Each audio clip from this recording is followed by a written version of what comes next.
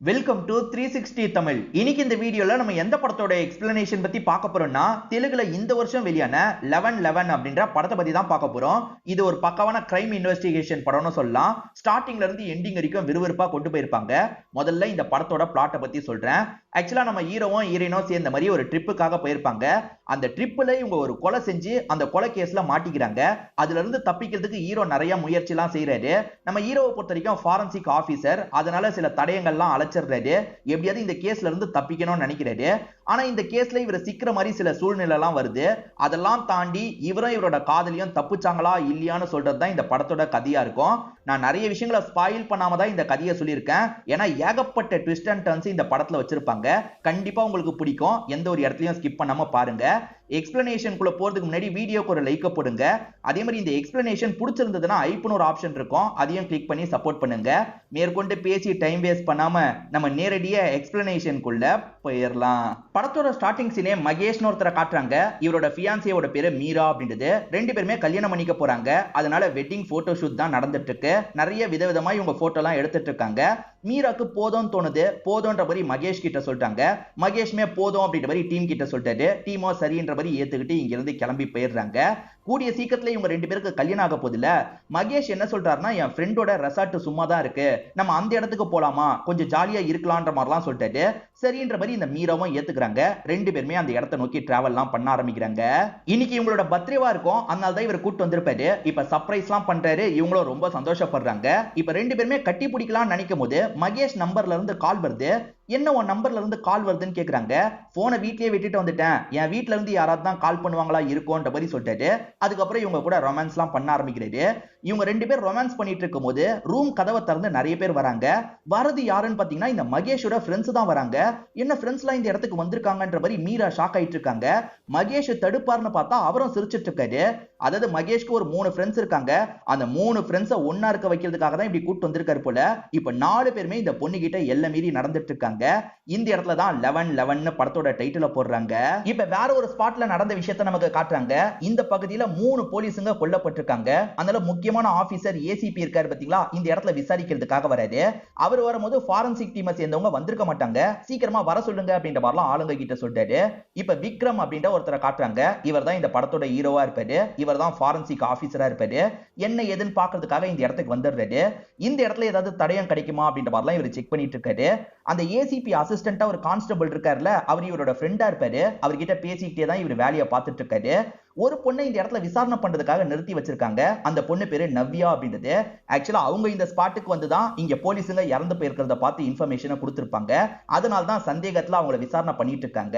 விக்ரம்க்கு அந்த பொண்ணை பார்க்கவே பாவமா இருக்கு. எதுக்காக விசாரணை பண்ணிட்டு இருக்கீங்க, நான் எதனால ஏசிபி கிட்ட பேசிடுறேன், இந்த பொண்ணை அனுப்பி விடுங்கன்னு சொல்லிட்டாரு. அதனால நம்பர்லாம் வாங்கிட்டு நீ கிளம்புன்ற மாதிரி அந்த நவ்யாவை இங்க இருந்து அனுப்பி வச்சிடுறாங்க. இவருக்கு லைட்டா அந்த நவ்யாவை பிடிக்க ஆரம்பிச்சிருச்சு போல. விக்ரமும் இங்க இருந்து நிறைய சாம்பிள் எல்லாம் கலெக்ட் பண்ணாரு பாத்தீங்களா, அதெல்லாம் வச்சு செக் பண்றாரு. யார் இதை பண்ணிருக்க வாய்ப்பு இருக்கு, ஒருத்தரா இல்ல 2 பேரா அப்படின்ற மாதிரிலாம் யோசிச்சுட்டு இருக்காரு. அப்ப நவ்யாவோட ஞாபகம் இவருக்கு திரும்ப திரும்ப வந்துட்டு இருக்கு. இவர் நவ்யாவை லவ் பண்ண ஆரம்பிச்சிட்டாருன்ற மாதிரி நமக்கு காட்டுறாங்க.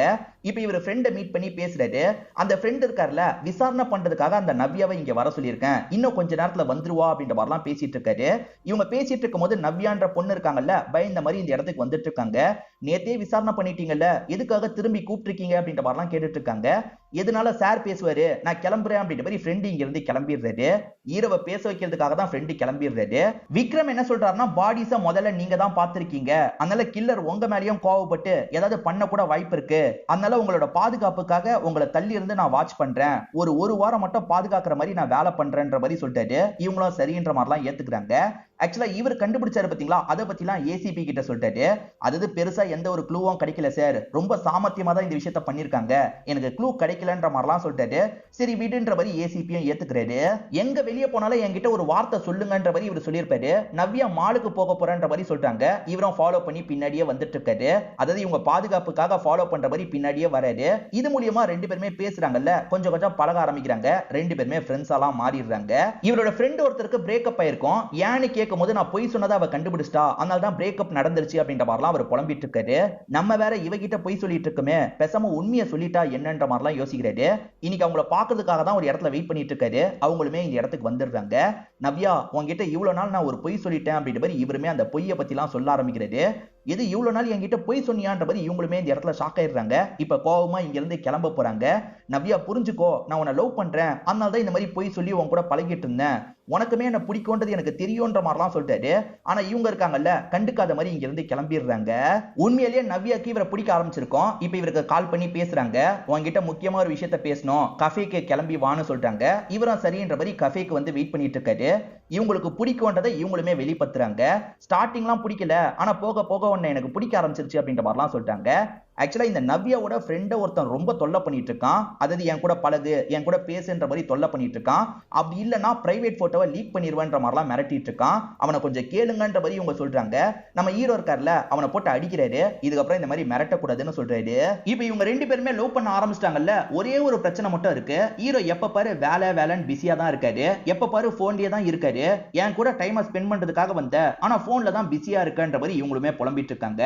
வேற ஒரு நாள் வெளியே மீட் பண்ணும் போது இவர் கால் வந்துருச்சு அப்படின்ற மாதிரி கிளம்பி போயிடுறாரு. இதை நினைச்சு இவங்க பயங்கரமா ஃபீல் பண்ணிட்டு இருக்காங்க. இதை பத்தி வெளிப்படையாவும் அவர்கிட்ட சொல்றாங்க. ஆனா அவர் புரிஞ்சுக்கவே மாட்டாரு. ஒரு நாள் இவங்க இருக்காங்கல்ல, என் பேரண்ட்ஸ் கிட்ட ஒன்னு அறிமுகப்படுத்துறேன், என் வீட்டுக்கு வான்ற மாதிரி வீட்டுக்கு கூட்டு வந்துடுறாங்க. இவருமே பேரண்ட்ஸ் கிட்ட ஜாலியெல்லாம் பேசிட்டு இருக்காரு. அப்படி பேசிட்டு இருக்கும் போது இவருக்கு கால் வந்துருது. இரு கொஞ்ச நேரத்துல நான் வந்துடுறேன் அப்படின்ற மாதிரி இவரும் எந்திரிச்சு வெளியே போயிடுறாரு. சரி அவர் வருவாரு பேசலான்ற மாதிரி பேரண்ட்ஸ் வெயிட் பண்றாங்க. ஆனா அவர் பேசிக்கிட்டே இருக்காரு, உள்ள வரவே மாட்டாரு. என்ன விக்ரம் இப்படி பண்ணிட்டு இருக்கான்ற மாதிரி இவங்க ஃபீல் பண்றாங்க. சரி விடுமா, அவருக்கு ஏதாவது முக்கியமான வேலையா இருக்கும்ன்ற மாதிரி அப்பா சொல்லிட்டாரு. என்னதான் இருந்தாலும் இவங்க செம்மையா டென்ஷன் ஆயிடுறாங்க. என் பேரண்ட்ஸ் கிட்ட பேசுறதுக்காக தான் நான் வந்தேன், எப்ப பாரு போன்லயே பேசிட்டு இருந்தா எனக்காக நீ டைமே ஸ்பெண்ட் பண்ண மாட்டியான்ற மாதிரிலாம் கோவப்படுறாங்க. இதனால இவங்க ரெண்டு பேருக்குள்ள சண்டை மாதிரி ஏற்படுது. இதுக்கப்புறம் என்கிட்ட பேசவே பேசாதன்ற மாதிரி அனுப்பி விடுறாங்க. இவர் திரும்ப திரும்ப பேசலான்ற மாதிரி கால் பண்றாரு. ஆனா இவங்க கட் பண்ணிட்டு இருக்காங்க. இவங்க கட் பண்ணிட்டு இருக்கிறத அம்மாவும் அப்பாவும் கவனிக்கிறாங்க. இப்ப அப்பா அம்மா ரெண்டு பேருமே சேர்ந்த மாதிரி உங்களுக்கு அட்வைஸ் பண்ண ஆரம்பிக்கிறாங்க. அது என்னன்னா, ஆரம்ப காலகட்டத்துல நானும் வேலைன்னு தான் சுத்திட்டு இருப்பேன், உன் அம்மா கூட டைமே ஸ்பெண்ட் பண்ண மாட்டேன், உன் அம்மாவும் இந்த மாதிரி தான் கோச்சுக்கிட்டா, இதெல்லாம் கொஞ்ச நாள்ல சரியாயிடுமா, நீ இதை நினைச்சுலாம் ஃபீல் பண்ணாத, அவர்கிட்ட பேசி திரும்பி சேர்றதுக்கான வழியை பாருன்ற மாதிரி அப்பா சொல்றாரு. ஏன்னா அப்பாக்கு அவரை பார்த்தோன்னே ரொம்ப பிடிச்சிருக்கும். அதனால பொண்ணுக்கு அவரையே கட்டி வைக்கலாம் அப்படின்ற மாதிரிலாம் யோசிக்க ஆரம்பிச்சிருப்பாரு. இப்ப அப்பா அம்மா சொல்லிட்டாங்கல்ல, அதனால இவங்களுமே ஹீரோக்கு கால் பண்றாங்க. உனக்காக ஒரு டெஸ்ட் நான் வைக்க போறேன், அந்த டெஸ்ட்ல நீ பாஸ் ஆனா மட்டும் தான் நம்ம ரெண்டு பேரும் சேர முடியும்ன்ற மாதிரிலாம் சொல்றாங்க. அவரும் என்ன டெஸ்ட்ன்ற மாதிரிலாம் கேக்குறாரு. 10 நாள் லீவ் எடுத்துரு, 10 நாள் நம்ம ரெண்டு பேருமே ட்ரிப் போக போறோம், நான் என்னோட பேரண்ட்ஸ் கிட்ட பர்மிஷன் வாங்கிட்டேன் அப்படின்ற மாதிரிலாம் சொல்றாங்க. பேரண்ட்ஸ் கிட்ட ஒரு வார்த்தை சொல்லிடுறாங்க. அவருமே 10 நாள் லீவ் எடுக்கிறன்ற மாதிரி ஏத்துக்கிறாரு. போனை சுவிட்ச் ஆஃப் பண்ணிரு அப்படின்ற மாதிரி சொல்றாங்க. இவருமே சரின்ற மாதிரி போனை சுவிட்ச் ஆஃப்லாம் பண்ணிடுறாரு. இப்ப ட்ரிப்பை கண்டினியூ பண்ணலாம் அப்படின்ற மாதிரி இவங்களுமே கிளம்ப ஆரம்பிக்கிறாங்க. இவங்க ஜாலியா டைம்லாம் ஸ்பெண்ட் பண்ணிட்டு இருக்காங்க. இவங்க ஒரு ரெசார்ட்ல ரூம் எடுத்து தான் தங்கிட்டு இருக்காங்க. அந்த இடத்துல கொஞ்சம் சந்தோஷமா இருக்கலாம்ன்ற மாதிரி ரெண்டு பேருமே யோசிக்கிறாங்க. இப்ப ரெண்டு பேருமே இந்த இடத்துல பிசிக்கல் ரிலேஷன்ஷிப்லாம் வச்சுக்க ஆரம்பிக்கிறாங்க. இப்ப காலையில சமயம் நல்லா இருந்ததுல அப்படின்ற மாதிரிலாம் பேசிக்கிறாங்க. சரி கிளம்பலாம் அப்படின்ற மாதிரி இவங்களுமே ஊரை பார்த்து கிளம்புறதுக்கு தயாராயிட்டு இருக்காங்க. இவங்க கார்ல பேசிக்கிட்டே வந்துட்டு இருக்கும் போது திடீர்னு ஹீரோயினுக்கு ஒரு வீடியோ வருது. அந்த வீடியோவை பார்த்து செம்மையா அப்செட் ஆயிடுறாங்க. விக்ரம், நீ இந்த மாதிரி பண்ணுவேன்னு நான் கொஞ்சம் கூட எதிர்பார்க்கல, ஏன் இப்படி பண்ணன்ற மாதிரி கேக்குறாங்க. நான் என்ன பண்ணேன், நான் எதுவுமே பண்ணலையேன்ற மாதிரி இவர் சொல்லிட்டாரு. இவங்களுமே அந்த வீடியோவை காட்டுறாங்க. இவங்க ரெண்டு பேரும் ஒன்னா இருந்ததை யாரோ வீடியோ எடுத்திருக்காங்க. விக்ரம் தான் எடுத்திருக்க வாய்ப்பு இருக்குன்ற மாதிரி தான் இந்த பொண்ணு இப்படி கேள்வி கேட்கிறாங்க. நான் எதுக்காக இந்த மாதிரிலாம் பண்ண போறேன், வேற எவனோ எடுத்திருக்கான், நம்ம உடனே அந்த ஹோட்டலுக்கு போலாம், யார் இதை பண்ணான்றதை கண்டுபிடிக்கலாம் அப்படின்ற மாதிரி வண்டி எடுக்கிறதுக்கு பாக்குறாரு. அப்பன்னு பார்த்தா அந்த நம்பர்ல இருந்து கால் வருது. அதாவது ஒரு அன்னோன் நம்பர்ல இருந்து தானே இந்த வீடியோ வந்திருக்கு, அவங்க கிட்ட இருந்தே கால் வருது. இவங்களுமே பேசலான்ற மாதிரி பேச ஆரம்பிக்கிறாங்க. ஸ்டார்டிங் மகேஷ்னு ஒருத்தனை காமிச்சாங்கல்ல, அவனை தான் காட்டுறாங்க.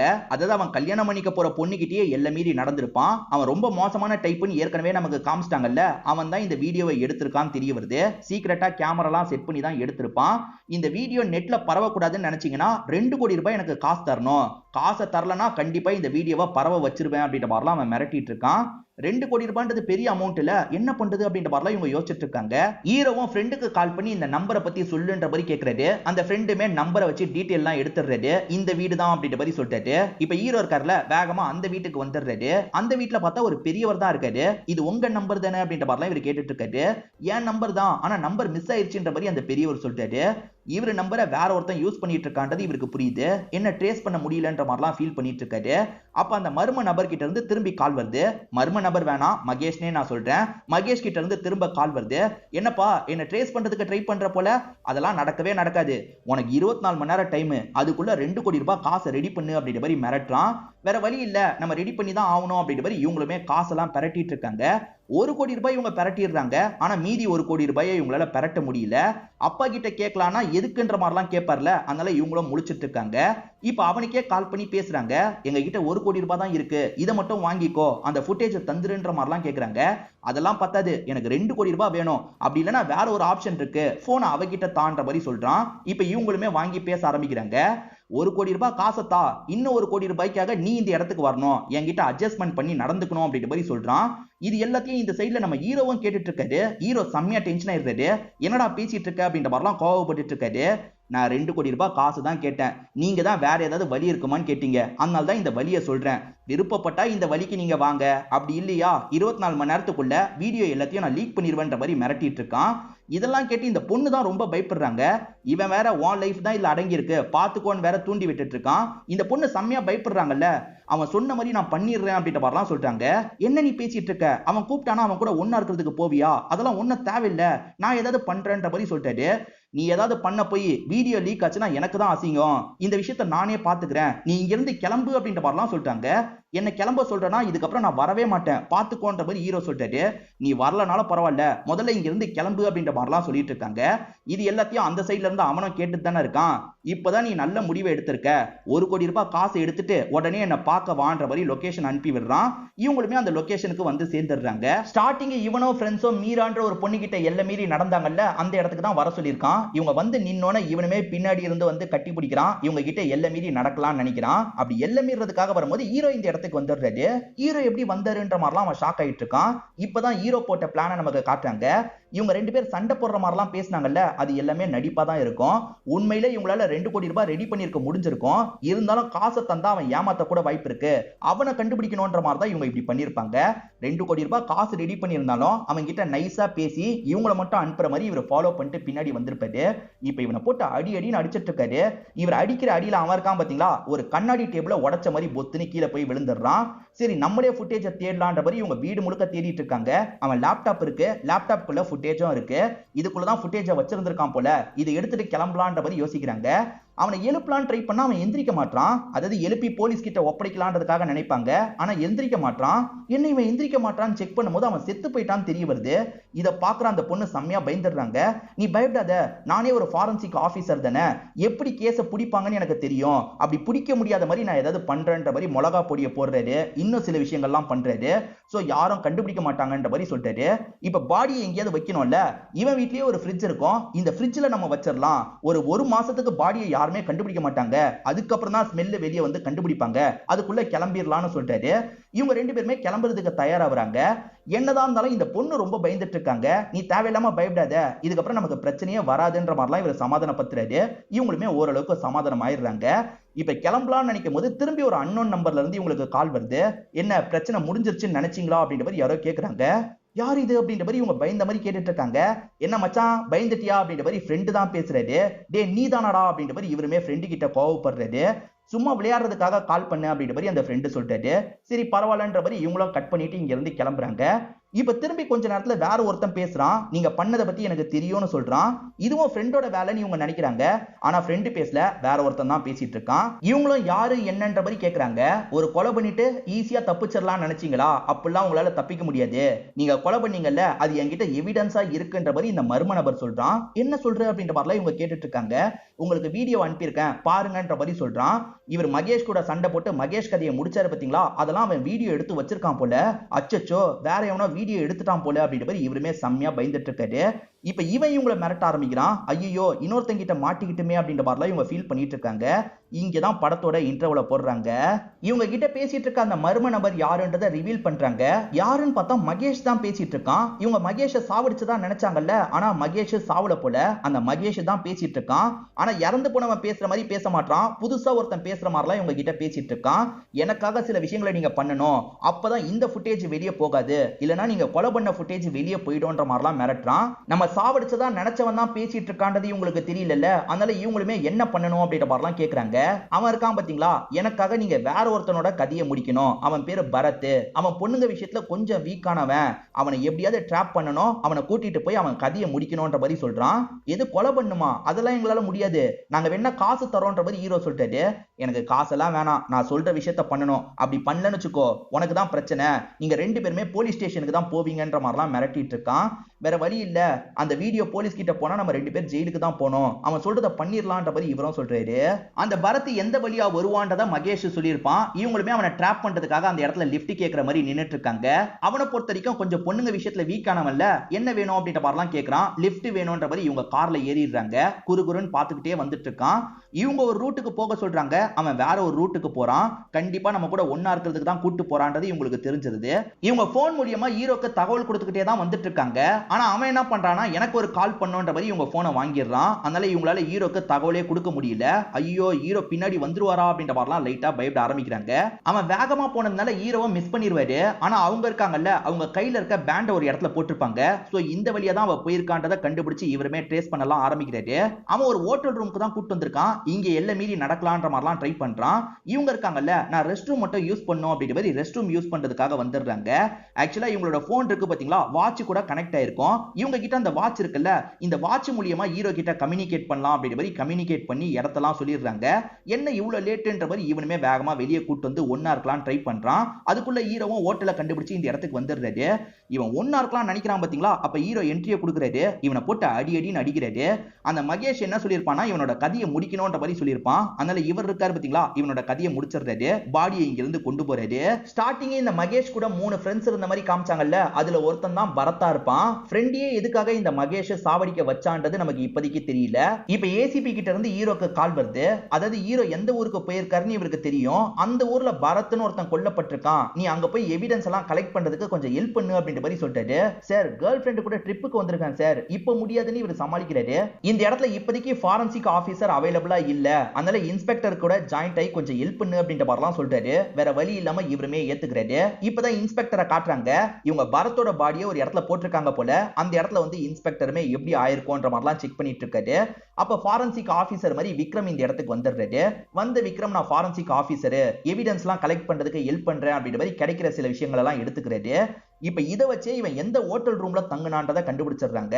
ஏன்னா ரூமோட ரசீது எல்லாம் இவன் கிட்ட இருக்கும். அது மூலியமா இவங்களுமே கொல்லப்பட்ட இடத்துக்கு வந்துடுறாங்க. ஹீரோ எந்த ஒரு க்ளூவும் விட்டுருக்க மாட்டாரு. சார் பண்ணவன் ரொம்ப புத்திசாலி போல, எந்த ஒரு க்ளூவும் விடலன்ற மாதிரிலாம் சொல்லிட்டு இருக்காரு. இவர் தானே பண்ணாரு, இவரை பத்தி இவரே இப்படி பேசிட்டு இருக்காரு. எப்படியோ சந்தேகம் வராம அவன் சொன்னதை பண்ணிட்டோம், இதுக்கப்புறம் அந்த ஃபுட்டேஜை வாங்கிட்டு ஊரை பார்த்து கிளம்ப வேண்டிதான் அப்படின்ற மாதிரி இவங்க 2 பேருமே பேசிட்டு இருக்காங்க. அப்பன்னு பார்த்தா அந்த மகேஷ் கால் பண்றான். நான் சொன்ன ஒரு வேலையை முடிச்சிட்டீங்க, அடுத்த ஒருத்தனை கொலை பண்ணும் அப்படின்ற சொல்றான். என்னடா விளையாடிட்டு இருக்கியா, என்ன பார்த்தா கொலைகார மாதிரி தெரியுதா, இதுக்கப்புறம் கொலைலாம் பண்ண முடியாதுன்ற மாதிரி இவர் சொல்லிட்டு, நீ பண்ண மாட்டேன்னு சொன்னேன்னு வச்சுக்கோயேன், ஏற்கனவே கொலை பண்ண பத்தியா அந்த ஃபுட்டேஜை போலீஸ் கிட்ட தந்துருவேன், அப்புறம் உன்னோட விருப்பம்ன்ற மாதிரிலாம் மிரட்டுறான். அதனால ஹீரோவும் பயப்படுறாரு. அடுத்த கொலையும் பண்ணி தான் ஆகணும்ன்ற மாதிரிலாம் யோசிக்கிறாரு. இப்ப மகேஷோட இன்னொரு ஃப்ரெண்டை காட்டுறாங்க. இவன் பேரு கிருஷ்ணா அப்படின்றது. நம்ம பரத் கொல்லப்பட்டிருக்காண்டா, யாரு கொலை பண்ணான்னு தெரியல அப்படின்ற மாதிரிலாம் மகேஷ் கிட்ட சொல்லிட்டு இருக்கான். இந்த மகேஷ் தான் காலி பண்ணிருக்காரு. ஆனா இவன் கிட்ட தெரியாத மாதிரிலாம் நடிச்சிட்டு இருக்காரு. இப்ப கிருஷ்ணாவை நமக்கு காட்டுறாங்க. கிருஷ்ணா இருக்கார்ல, அந்த 3வது ஃப்ரெண்டை மீட் பண்றாரு. அவர் பேரு பார்த்தி அப்படின்றது. 2 பேர் பார்ல இருக்கும்போது கிருஷ்ணாக்கு போன் கால் வருது, தள்ளி போயிடுறாரு. நம்ம ஹீரோ இருக்கார்ல, அந்த 2வது ஆளான பார்த்தியை முடிக்கிறதுக்காக தான் வந்திருக்காரு. அவனை ஃபாலோ பண்ணிக்கிட்டே நடக்கிறாரு. ஆனா வழியில வர ஒருத்தரை இடிச்சதுனால இவர் கொஞ்சம் நின்றுறாரு. அதுக்குள்ள பார்த்தி அவனோட ரூம்குள்ள போயிடுறான். அவன் ரூம்குள்ள போய் ட்ரக் எல்லாம் எடுத்துட்டு இருக்கான். அவன் ரூம் எங்க இருக்குன்றதை இவரால கண்டுபிடிக்க முடியல. எந்த ரூம்குள்ள போனான்ற மாதிரி ஹீரோ இருக்கார்ல, இங்க இருக்க ஒவ்வொரு இடமா தேடி அலைஞ்சிட்டு இருக்காரு. அவன் எடுத்த ட்ரக்கை வெளியே போடலாம்னு நினைக்கும் போது கரெக்டா அவன் கையை பார்த்துடுறாரு. இப்ப வேகமா இந்த ரூம்குள்ள வந்துடுறாரு. யாருன்னு பார்த்தி கேட்கறான். இவருமே தடுத்து அவன் கூட பயங்கரமா சண்டை போடுறாரு. அவன் போதையில இருக்கிறதுனால ப்ராப்பரா சண்டை போட முடியல. இதனால ஹீரோ இருக்கார்ல, அவன் கதையை இந்த இடத்துல முடிச்சிடுறாரு. இப்ப ஹீரோ சிசிடிவில மாட்டாம வெளியே போனோம். சிசிடிவில மாட்டாத மாதிரி தான் உள்ள வந்திருப்பாரு. இப்ப மாட்டாத மாதிரி இவரும் வெளியே கிளம்பி போயிடுறாரு. இப்ப கொலை நடந்திருக்குன்னு தெரிஞ்சோன்னா இன்ஸ்பெக்டர் இந்த ஸ்பாட்டுக்கு வந்துடுறாரு. இறந்து போனவனோட பேரு பார்த்தின்னு தெரிய வருது. பார்த்தியும் கிருஷ்ணாவும் சேர்ந்து தானே இந்த இடத்துக்கு வந்தாங்க. உன் ஃப்ரெண்டு கொல்லப்பட்டிருக்கான், நீ எங்க போனன்ற மாதிரி கிருஷ்ணா கிட்ட கேக்குறாங்க. சார் ஒரு போன் கால் வந்தது, அதுக்குள்ள யாரோ இப்படி பண்ணிட்டாங்க அப்படின்ற மாதிரி அந்த கிருஷ்ணா சொல்லிட்டு இருக்கான். ஏற்கனவே இறந்து போன பரத்தும் இவனோட ஃப்ரெண்டுன்னு தெரிய வருது. உன் ஃப்ரெண்ட்ஸ் 2 பேர் அடுத்தடுத்து கொல்லப்பட்டிருக்காங்க, நீங்களாம் சேர்ந்து ஏதாவது தப்பு பண்ணீங்களான்னு கேக்குறாரு. இல்ல சார், நாங்களாம் எந்த ஒரு தப்பும் பண்ணலன்ற மாதிரி இந்த கிருஷ்ணா சொல்லிட்டு இருக்கான். இப்ப வீட்ல இருக்க ஹீரோவை நமக்கு காட்டுறாங்க. இன்ஸ்பெக்டர் கிட்ட இருந்து கால் வரும்ன்ற மாதிரி தான் வெயிட் பண்ணிட்டு இருக்காரு. கரெக்டா இன்ஸ்பெக்டர் கிட்ட இருந்து கால் வந்துருது. அடுத்த கொலை நடந்திருக்கு, இந்த இடத்துல உன்னோட ஹெல்ப் தேவை வான்ற மாதிரிலாம் இன்ஸ்பெக்டர் சொல்லிட்டு இருக்காரு. ஒரு முக்கியமான க்ளூ கிடைச்சிருக்குன்ற மாதிரியும் சொல்லிட்டாரு. இது க்ளூ கிடைச்சிருக்கான்ற மாதிரி ஹீரோ இந்த இடத்துல கொஞ்சம் ஷாக்லாம் ஆயிட்டு இருக்காரு. இப்ப ஹீரோ நான் உடனே கிளம்பி வரேன்னு சொல்லிட்டாரு. எந்த ஹோட்டல்னே நான் சொல்ல, எங்க கிளம்பி வருவ அப்படின்ற மாதிரி அவர் கேட்கிறாரு. ஹீரோ திருன்னு முழிச்சிட்டு இருக்காரு. இப்ப இன்ஸ்பெக்டர் இதுதான் ஹோட்டலு, கிளம்பி வான்ற மாதிரி சொல்லிட்டாரு. இவரும் வரேன் சார்னு உடனே வந்துடுறாரு. ஆக்சுவலா க்ளூ கிடைச்சதா இன்ஸ்பெக்டர் எதை மீன் பண்ணிருப்பாருன்னா, சிசிடிவில ஒருத்தன் கிராஸ் பண்ணி போறான், ஃபேஸ் கிளியரா தெரியல, ஆனா பாடியோட ஸ்ட்ரக்சர்லாம் தெரியுது அப்படின்ற மாதிரிலாம் சொல்லிட்டு இருக்காரு. அந்த பாடிக்கும் வாம் பாடிக்கும் சிமிலாரிட்டி நிறைய இருக்கு, ஒன்ன மாதிரியே தான் அவன் உடம்ப வச்சிருக்கான் அப்படின்ற மாதிரிலாம் சொல்லிட்டாரு. ஹீரோக்கு செம்ம திக்குன்னு இருக்கு. ஆமா சார், என்ன மாதிரி பிசிக்ல நிறைய பேர் இருப்பாங்கல்ல, அவனும் என்ன மாதிரி தான் இருந்திருக்கான்னு சொல்றாரு. 2 பேர் கொல்லப்பட்டதுனால இந்த கிருஷ்ணா செம்ம பயத்துல இருக்கான். இந்த கிருஷ்ணா மகேஷ்க்கு கால் பண்ணி பேசுறான். மச்சான், நம்ம ஃப்ரெண்ட்ஸ் அடுத்தடுத்து கொல்லப்பட்டிருக்காங்கடா, நீயும் கவனமா இருன்ற மாதிரி சொல்றான். நான் கவனமா இருக்கேன்டா, நீ கவனமா இருன்ற மாதிரி மகேஷ் சொல்றான். சரி ஓகேடா, நான் பாத்துக்கிறேன் அப்படின்ற மாதிரி கிருஷ்ணாவும் ஏத்துக்கிறான். இந்த மகேஷ் பண்றது இன்னும் கிருஷ்ணாக்கு புரிய மாட்டேங்குது. அடுத்தடுத்து 2 பேரை நம்மள கொல்ல வச்சிருக்கான். இறந்து போன 2 பேருமே நல்லவங்க எல்லாம் கிடையாது, 2 பேருமே நிறைய தப்பு பண்றவங்க தான். அவங்க 2 பேரை எதுக்காக இவன் கொல்ல வச்சான், இதுதான் பெரிய கேள்வியா இருக்கு அப்படின்ற மாதிரி ஹீரோ இருக்காரு பாத்தீங்களா, இவங்க கூட டிஸ்கஸ் பண்ணிட்டு இருக்காரு.